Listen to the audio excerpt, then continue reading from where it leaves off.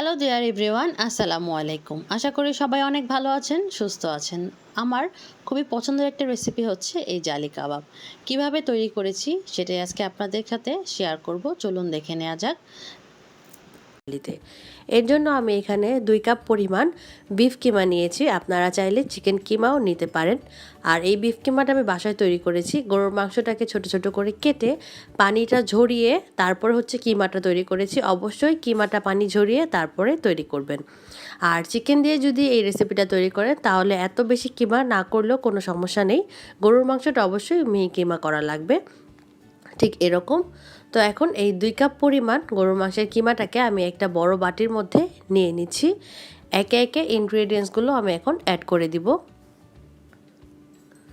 এর সাথে আমি অ্যাড করব হচ্ছে 3টা মিডিয়াম সাইজের পেঁয়াজের কুচি, যতটা সম্ভব মিহি করে আমি কুচিটা করেছি।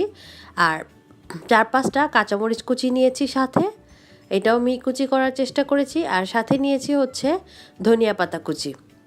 পুদিনা পাতা থাকলে তো আরও বেটার হয়, পুদিনা পাতা কুচিও সাথে অ্যাড করে দিতে পারেন, এতে করে টেস্টটা আরও বেশি বেড়ে যাবে। এর সাথে এখন দিব হচ্ছে স্বাদ অনুযায়ী লবণ। লবণের পরিমাণটা আমি আপনাদের আন্দাজ মতোই দেওয়ার চেষ্টা করব। আমি এখানে 1/2 চা চামচ পরিমাণ লবণ দিয়ে দিয়েছি, 1/2 চা চামচ একদম ফিল করে তারপর দিয়েছি। এখন দিব হচ্ছে আদা রসুনের পেস্ট, 1/2 চা চামচ পরিমাণ আদা রসুন পেস্ট আমি এর মধ্যে দিয়ে দিলাম। আর এখন মশলা অ্যাড করব। মশলার মধ্যে প্রথমে দিব আমি মরিচের গুঁড়া 1/4 টিস্পুনের মতো। আর এখানে দিব হচ্ছে জিরা গুঁড়া 1/2 টিস্পুন পরিমাণ, ধনিয়া গুঁড়া 1/4 টিস্পুনের মতো। আর এখন দিচ্ছি কালো গোলমরিচের গুঁড়া, আমি প্রায় 1/4 টিস্পুনের মতো ক্রাশ করে দিয়ে দিচ্ছি।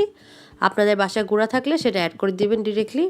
আর দিলাম কাবাব মশলা 1/4 টিস্পুন পরিমাণ। এটা দেওয়ার চেষ্টা করবেন, এতে করে খুব সুন্দর একটা স্মেল আর টেস্ট আসে কাবাবের সাথে। সব কিছু দেওয়ার পরে এখন দিব হচ্ছে কর্নফ্লাওয়ার 1 টেবিল চামচ পরিমাণ, একদম ভরে কর্নফ্লাওয়ার দিয়ে দিয়েছি।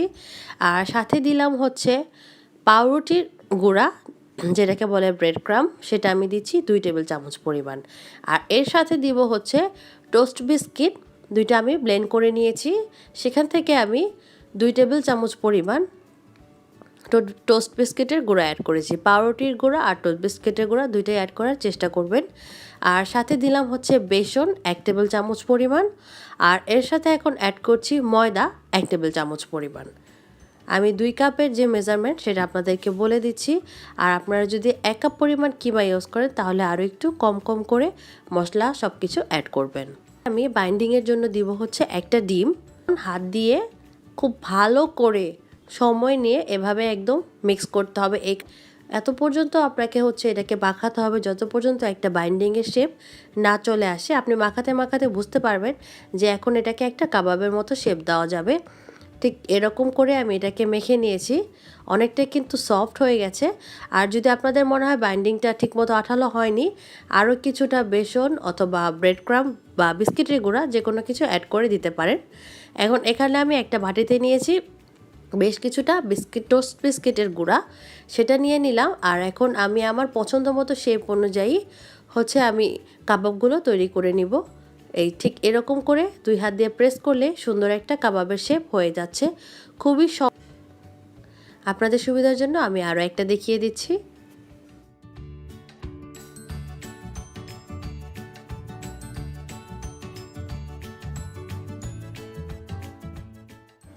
সবগুলো বানিয়ে ফেলেছি। এখানে হচ্ছে 31টার মতো কাবাব আমার তৈরি হয়েছে। আপনারা সাইজ ছোট বড় করলে কাবাবের পরিমাণটাও কম বেশ হতে পারে।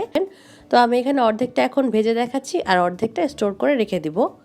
আর চুলাতে হচ্ছে আমি একটা প্যান বসিয়ে তেল দিয়ে দিয়েছি। আর এখন একটা বাটিতে ডিম ফেটিয়ে নিলাম, একটা ডিম আর হচ্ছে লবণ দিয়ে দিলাম। তারপরে ডিমটাকে বেশ ভালো করে একটা কাঁটা চামচের সাহায্যে আমি ওয়েস্ক করে নিলাম। তো প্রথমে আমি একটা কাবাব হচ্ছে ডিমের মধ্যে দিলাম, তারপরে ঠিক এপিট ওপিটটাকে একটু ভিজিয়ে ডিরেক্টলি তেলটা গরম হতে দিয়েছিলাম সেটার মধ্যে দিয়ে দিব। এভাবে করে আমি প্রতিটা কাবাব তৈরি করে করে তেলের মধ্যে ছেড়ে দিব।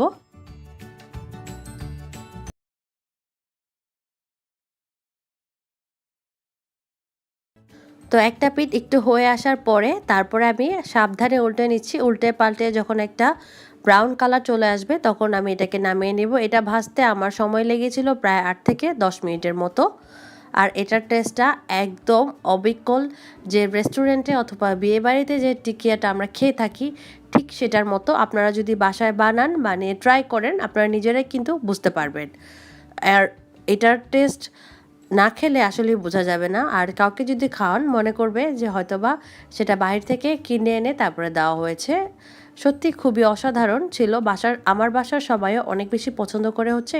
সবাই খুব বেশি ভালো থাকবেন, সুস্থ থাকবেন এই কামনা করে আজকের মতো শেষ করে দিচ্ছি। নেক্সট ভিডিওতে দেখা হবে। আল্লাহ হাফেজ।